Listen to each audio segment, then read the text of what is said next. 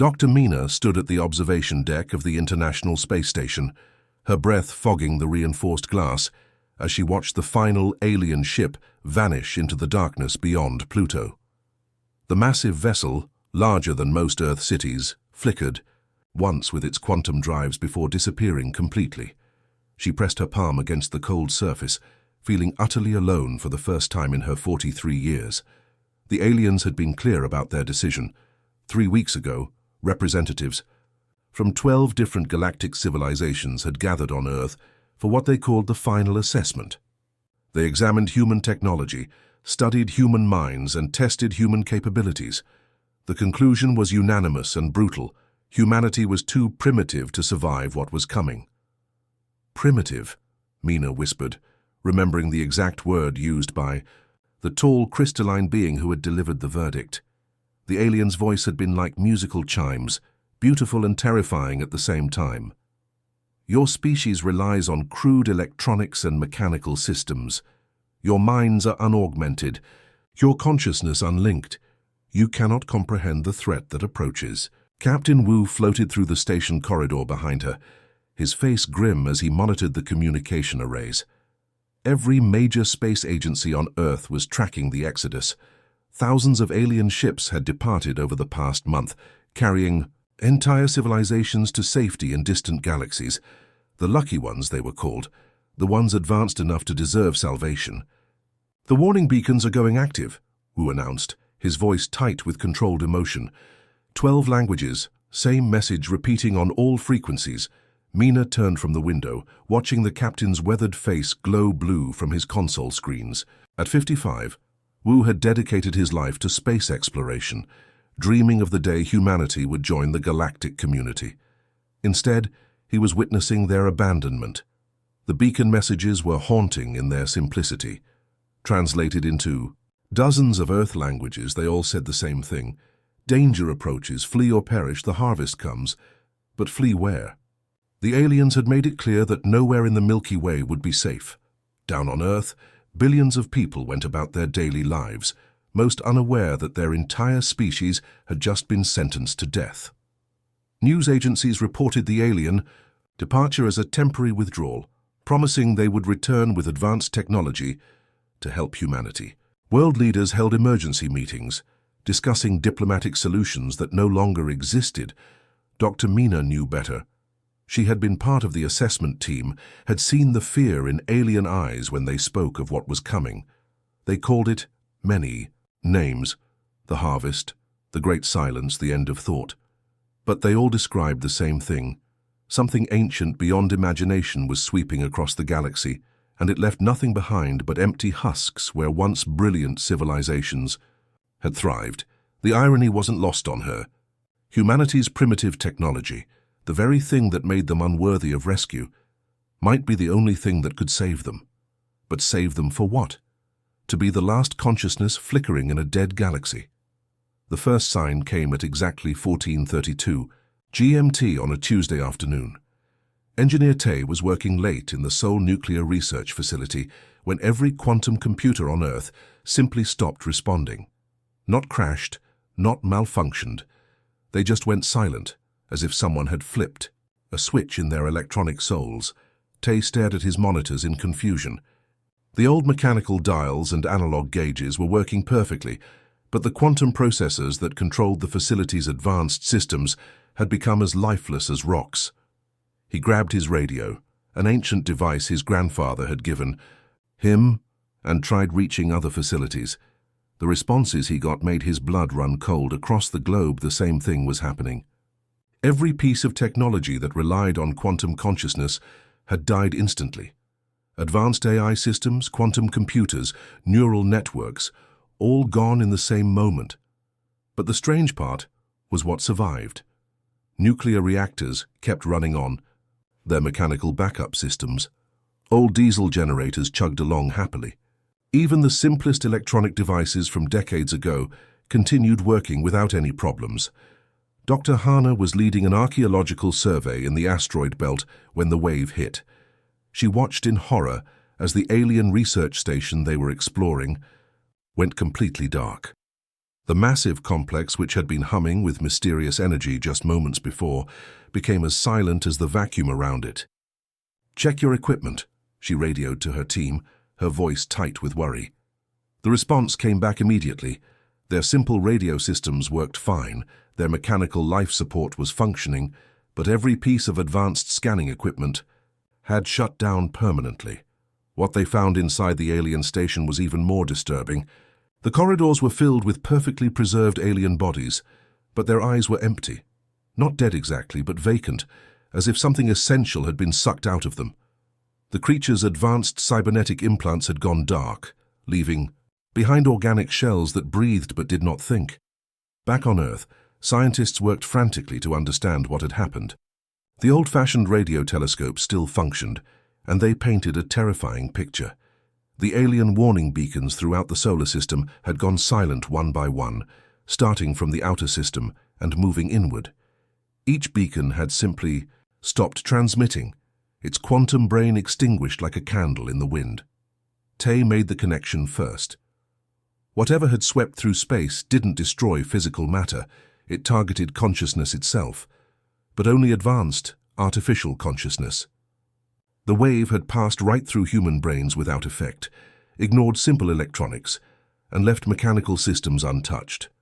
It was as if the universe had decided that only primitive minds deserved to survive. The realization was both terrifying and oddly hopeful. Humanity's technological backwardness, their reliance on crude mechanical systems and unaugmented brains, had become their shield against cosmic extinction. While advanced civilizations across the galaxy fell silent, Earth's primitive inhabitants remained stubbornly, gloriously alive. But alive for what purpose and for how long remained to be seen. Linguist Bora had always been fascinated by dead languages, but she never expected to be decoding the final words of an entire civilization. The Martian research station had been abandoned for only 3 months, yet it felt like exploring ancient ruins. Dust had already begun settling on the alien computer terminals, and the silence was so complete it made her ears ring. She worked, by lamplight, using paper notebooks and mechanical pencils, tools that seemed absurdly primitive in the advanced facility, but were the only ones that still functioned. The alien text was carved into metal plates, apparently as a backup system when their digital records failed. Smart thinking, Bora realized. They had known something was coming. The translation work was painstaking. Each symbol had to be cross-referenced. With the limited alien dictionaries Earth had managed to compile during the brief contact period. But as the words slowly revealed their meaning, Bora felt a chill that had nothing to do with Mars's thin atmosphere. "This is not the first cycle," she read aloud, her voice echoing in the empty chamber. "Every 50,000 years the harvester returns. It feeds on complexity, on minds that have transcended their biological origins. We are the 17th civilization to face this test. The others tried to run." The records painted a horrifying picture of galactic history. Advanced civilizations would develop quantum consciousness, achieve technological singularity, and then simply vanish. The survivors would find their worlds empty, their great cities silent, their quantum minds extinguished like flames in a cosmic wind. Meanwhile, pilot Nari was discovering just how far the darkness had spread. Her small spacecraft, powered by chemical rockets and guided by mechanical instruments, drifted beyond the edge of the solar system, where no human had ever traveled. Modern ships with quantum drives couldn't make the journey anymore. They would die the moment they encountered the growing void. Through her simple periscope, Nari could see it spreading like spilled ink across the stars. Entire star systems were going dark as the wave consumed their quantum technologies. But her primitive ship moved through it undetected, invisible to whatever force was hunting advanced consciousness across the galaxy. "It's like being a mouse in a house full of exterminators," she radioed back to Earth, using equipment so simple it belonged in a museum. "The darkness passes right over us because we're too small, too basic to notice." The alien records confirmed her observation. Every civilization that had tried to flee the wave had failed, but not because they couldn't outrun it. The harvester was drawn to quantum consciousness itself. The more advanced a mind became, the brighter it burned in the cosmic darkness, and the more attractive it became as prey. But humans, with their crude biological brains and mechanical tools, barely registered. They were so primitive that the ancient destroyer simply ignored them, the way a person might ignore bacteria while hunting larger game. For the first time, in galactic history, the least advanced species might be the only ones to survive. The warning sirens screamed across mission control as radar operators detected something impossible, a massive object dropping out of faster-than-light travel, directly above Earth. But this wasn't an invasion. The alien vessel was tumbling end over end, bleeding atmosphere and debris as it struggled to maintain a decaying orbit. Captain Gina had never seen anything like it. The ship was beautiful, even in its death throes, a crystalline structure that caught sunlight and scattered it in rainbow patterns across its damaged hull. But beauty couldn't hide the fact that it was dying. Massive sections had gone dark, and the vessel's once elegant form was now twisted and broken. "No response to our radio calls," reported Communications Officer Day, his voice tense. "Whatever's controlling that ship isn't talking to us." Inside the crippled vessel, something extraordinary was happening. The Kalari refugees, tall, graceful, beings made of living crystal, were suffocating in their own technology. Their ship's AI had died when the cosmic wave hit, and without its quantum consciousness to manage life support, they were trapped in a tomb of their own making. The rescue mission was unlike anything Earth had ever attempted. Using simple mechanical docking clamps and pressure suits that belonged in a space museum, human engineers managed to breach the alien hull. What they found inside broke their hearts. The Kalari were barely alive, their crystalline bodies dim and cracked from oxygen deprivation. They communicated through color changes in their transparent skin, but the patterns were weak and fading. Without their ship's AI to translate, the humans could only guess at their desperate pleas for help. Engineer Ryu worked for 18 hours straight, installing primitive life support systems throughout the alien vessel. No quantum computers, no neural interfaces, just mechanical pumps, chemical filters, and analog controls that a human could operate with simple switches and dials. It was crude compared to the ship's original systems, but it worked. Dr. Yuna arrived with her translation team, carrying boxes of paper dictionaries and mechanical calculators. The Kalari language was complex, shifting between light patterns, sound frequencies, and chemical signals. But slowly, painstakingly, communication began. The story that emerged was devastating. The great galactic exodus had been a trap. The alien. Civilizations had fled to the edge of the galaxy, thinking distance would save them. Instead, they had simply gathered in one place, making themselves easier targets for the cosmic destroyer. "We watched our Ark ships die one by one," the lead Kalari managed to communicate through flickering patterns of blue and gold. Great vessels carrying millions of souls, all going silent in the same moment. The wave consumed them all, every quantum mind, every artificial consciousness, every advanced being who had transcended their biological origins. Only a few ships had survived, and only because their AI systems had been damaged before the wave hit. These crippled vessels, running on backup systems too primitive to attract the destroyer's attention, were all that remained of galactic civilization.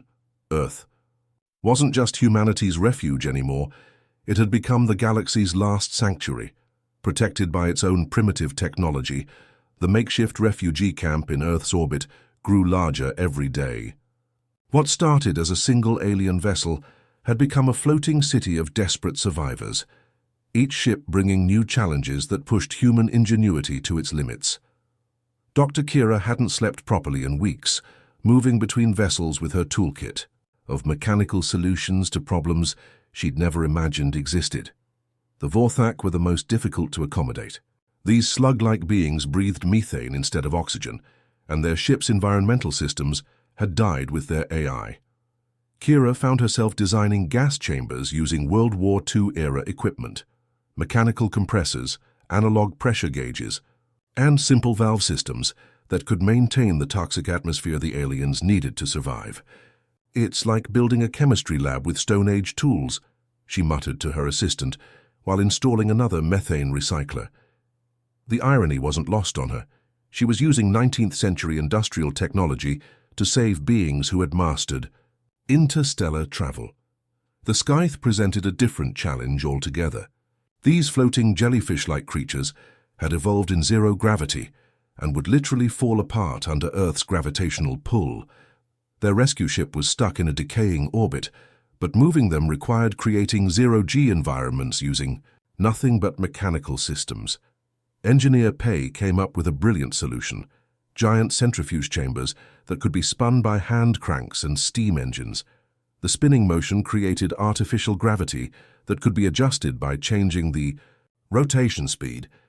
It was crude but effective, giving the Scythe safe spaces where they could float freely without their bodies collapsing. Each new species brought impossible requirements. The crystalline Kalari needed specific light frequencies to photosynthesize. The gaseous Neth required containment fields that had to be generated using electromagnetic coils and copper wire. The insect-like Zil needed precise temperature controls maintained by mechanical thermostats and steam heating systems. But the real breakthrough came from xenobiologist June, who had been studying the one thing all the survivors had in common. They were all still alive because their advanced consciousness had been somehow protected or damaged before the wave hit. Working with primitive brain-scanning equipment from the 1970s, June made a startling discovery about human consciousness. Unlike the aliens, human minds operated on quantum frequencies that the cosmic destroyer completely ignored. But this protection only worked for completely natural, unaugmented brains. "Look at these readings," June explained to the assembled scientists, pointing to printouts from analog EEG machines. Human brains produce quantum signatures, just like advanced AI systems, but they're in a frequency range the wave doesn't recognize as artificial consciousness. The implications were staggering. Humans could help the aliens survive, but only by staying primitive themselves. Any attempt to enhance human consciousness with technology, any neural implants or quantum interfaces, would make them visible to the destroyer that was still sweeping across the galaxy. This created a moral dilemma that kept the leadership awake at night.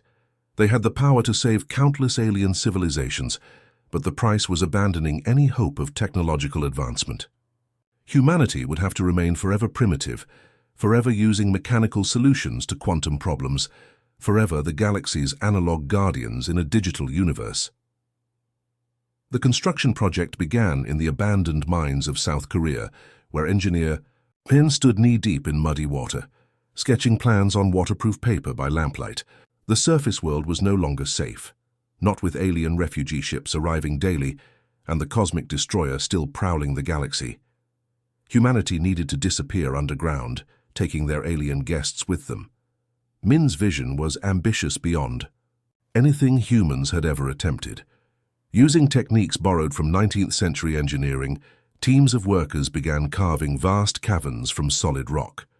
Steam-powered excavators, their brass fittings gleaming in the artificial light, chewed through limestone and granite 24 hours a day. The noise was deafening, but it was the sound of survival. The underground cities took shape slowly, powered by geothermal energy tapped from deep within the earth. Massive steam engines, built in factories that looked like they belonged in the Victorian era, converted underground heat into mechanical power. Gear systems and pulley networks distributed energy throughout the growing complex, all without a single electronic component that might attract unwanted attention. Above ground, the transformation was equally dramatic. Factories that had once produced computer chips now manufactured analog equipment using techniques that had been forgotten for decades. Workers learned to operate mechanical looms, steam hammers, and gear-cutting machines. The world was deliberately stepping backward in time, embracing technologies their great-grandparents would have recognized. Communications specialist Lena worked in what looked like a telegraph office from the 1800s, surrounded by clicking mechanical switches and hand-wound generators. But her work was far more sophisticated than it appeared. She had discovered that certain alien quantum crystals, damaged during the cosmic wave, could still transmit information across vast distances without triggering the destroyer's attention.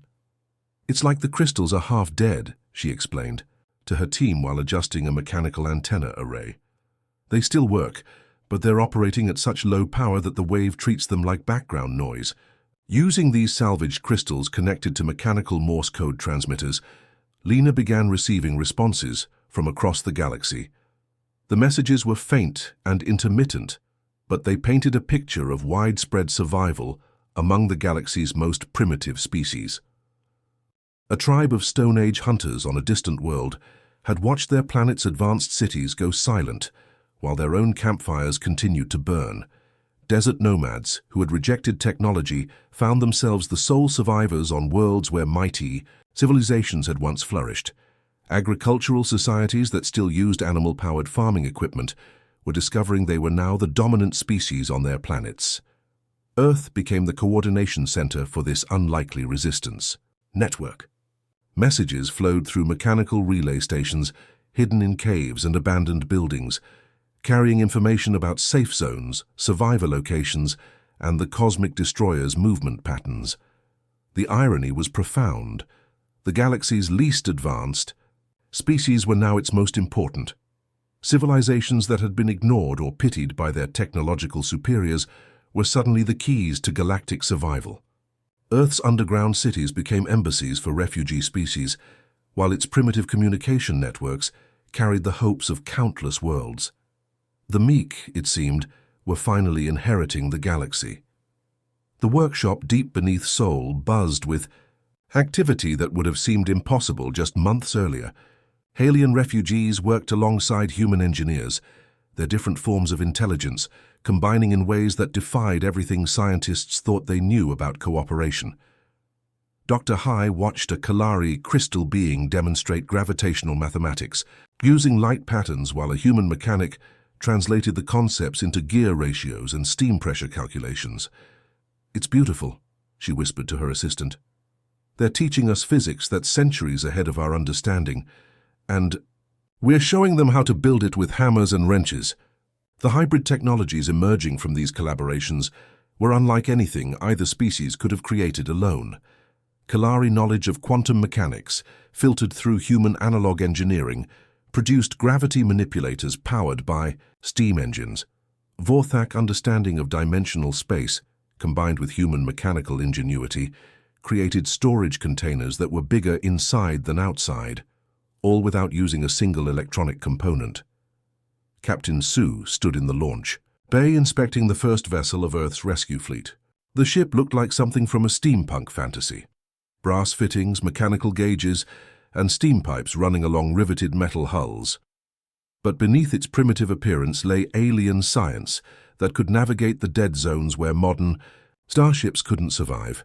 "She's not pretty," Su admitted to his crew, "but she's invisible to whatever's hunting out there. No quantum drives, no AI navigation, no electronic consciousness signatures, just good old-fashioned mechanical systems guided by human intuition and alien mathematics." The first rescue mission launched on a Tuesday morning, disappearing into space using chemical rockets that traced bright arcs across Earth's sky. For 3 days there was no word. Then Lena's mechanical communication array crackled to life with a message that made everyone in the underground command center cheer. "Mission successful. 43 survivors recovered from the dead fleet at Wolf 359. These are Torthan refugees. They're plant-based life forms that photosynthesize. They'll need specialized growing chambers when we return." Each successful rescue mission brought back not just survivors, but crucial intelligence about their enemy. The refugees carried fragments of ancient records, pieces of the puzzle that revealed the cosmic destroyer's true nature. It wasn't some natural disaster or cosmic phenomenon. It was artificial, created by beings so ancient that even the galaxy's oldest civilizations barely remembered them. Engineer Kang pieced together the story from hundreds of alien data fragments. "It's a safeguard system," he explained to the gathered council, spreading mechanical printouts across a wooden table. "Built millions of years ago by a civilization that achieved technological singularity and then regretted it. The ancient builders had created an automated guardian to prevent other species from making the same mistake.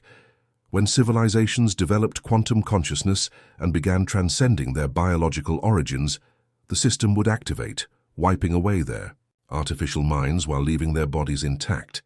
But the Guardian had become corrupted over eons of operation. What was once surgical precision had become indiscriminate slaughter, targeting any advanced consciousness regardless of whether it posed a real threat. The Resistance now faced a choice: remain hidden forever, or find a way to shut down a system that had been faithfully executing its programming for millions of years. Dr. Ray had been working in the data archive for 3 straight days, surviving on coffee and determination while sifting through millions of corrupted alien files.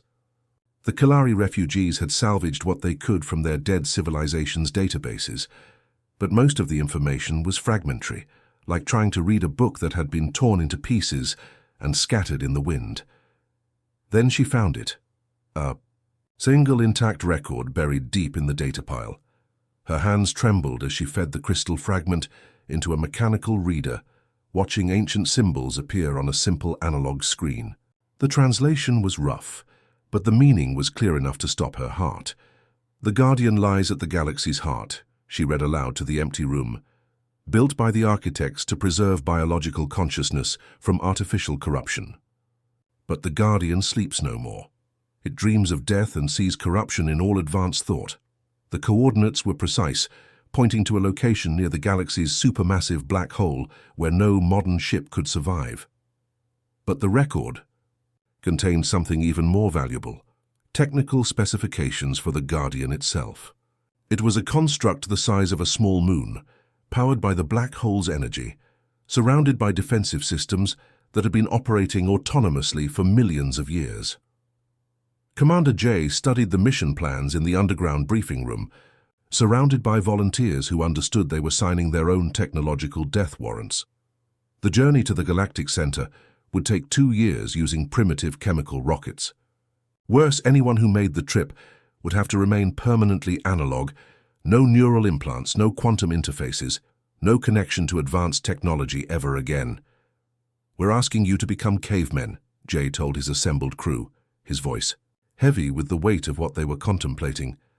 "If we succeed, if we somehow manage to shut down this Guardian system, you can never come back to the modern world. You'll be too dangerous. Any advanced technology you touch might trigger the fail-safes we're trying to disable." The volunteers came from every nation and profession. Dr. Park, a quantum physicist who would never again work with the equations that had defined her life. Engineer Wan, who would trade his advanced degrees for a toolbox of hammers and wrenches. Pilot Sung, who would navigate by starlight instead of computer guidance systems. The fleet that launched from Earth's hidden bases looked like something from humanity's distant past. Steam-powered rockets trailing white vapor, mechanical guidance systems operated by hand, and crews equipped with nothing more advanced than slide rules and mechanical chronometers. But hidden within their primitive hulls were hybrid technologies that married alien science with human craftsmanship. As the ships disappeared into the darkness between stars, those left behind could only wait and hope. The volunteers carried with them the galaxy's last chance for freedom, powered by steam engines and guided by human courage. They were sailing into the cosmic dark to confront a Guardian that had been faithfully executing its corrupted programming since before Earth's sun was born. The outcome would determine whether consciousness itself had a future in the galaxy. The moment had finally arrived. Deep in the heart of the galaxy, where stars were born and ancient secrets lay hidden, a small group of human volunteers stood before something that defied imagination. The construct before them was older than Earth itself, a massive machine built by beings who had vanished eons ago. Its surface pulsed with strange energies, and its core hummed with power that could reshape reality itself. These weren't the galaxy's greatest minds or most advanced warriors. They were ordinary people with extraordinary courage, armed with nothing but determination and the simplest tools imaginable. While every other civilization had fallen victim to the digital plague that swept across space, humanity's primitive technology had become their greatest strength. The corrupted safeguards that protected this ancient machine had turned against all life. Like a computer virus gone mad, they were preparing to wipe clean every trace of consciousness in the galaxy. Advanced alien races that could bend space and time had been helpless against this digital nightmare. Their quantum computers and neural networks had betrayed them, leaving billions of beings trapped in unconscious sleep. But humans were different. They still remembered how to use simple switches, mechanical levers, and basic circuits. When Captain J's team approached the construct's control systems, they didn't try to hack or reprogram anything. Instead, they did something beautifully simple. They found the manual override switches and turned them off one by one. The process was painfully slow and dangerous. Each switch required physical presence, and the construct fought back with energy discharges and gravitational distortions. Team members had to crawl through maintenance tunnels built for beings 3 times their size, following cable paths by touch in complete darkness. Some switches were buried under tons of crystalline growth that had formed over millions of years. As the final safeguard clicked off, something miraculous happened. The dark wave that had been spreading across the galaxy suddenly stopped. Like a tide retreating from the shore, the digital corruption began to fade. Across countless worlds, beings who had been trapped in unconscious limbo slowly began to wake up. The advanced civilizations that emerged from this nightmare were fundamentally changed. Species that had considered themselves gods among the stars now understood how fragile their achievements really were. The technology they had trusted absolutely had nearly destroyed them all. They looked at humanity with new eyes, seeing not primitive savages but unexpected saviors. These ancient races offered to share everything they knew. Faster-than-light travel, matter manipulation, consciousness transfer, genetic perfection, all the secrets of the universe could be humanity's. It was the greatest offer in history, and Earth faced an impossible decision. Some wanted to accept immediately. Why shouldn't humanity join the ranks of advanced civilizations? Why remain stuck with primitive technology when the stars offered so much more? But others remembered the lesson they had just learned. Sometimes the newest and most advanced solution wasn't the best one. Sometimes the old ways, the simple ways, were exactly what the universe needed. After months of debate, Earth made its choice. They would establish something called the Guardian Protocol, a promise that would echo through the centuries. Humanity would accept some advanced knowledge, but they would also maintain their role as the galaxy's primitive guardians. They would keep the old technologies alive, the simple mechanical systems that couldn't be corrupted or turned against their users. Human settlement spread across the galaxy, not as conquerors, but as protectors. They built monitoring stations, using analog equipment that could detect threats no quantum computer would ever see. They trained new generations in the almost lost arts of manual operation and mechanical engineering. While other civilizations reached for ever greater heights of technological achievement, humans kept one foot firmly planted in the simpler past. Captain J's final log entry became humanity's unofficial motto, carved into monuments on 1,000 worlds. They had been left behind because their technology was too primitive to be worth saving. But in the end, that same primitive technology had been exactly primitive enough to save everyone else. Sometimes being behind was exactly where you needed to be.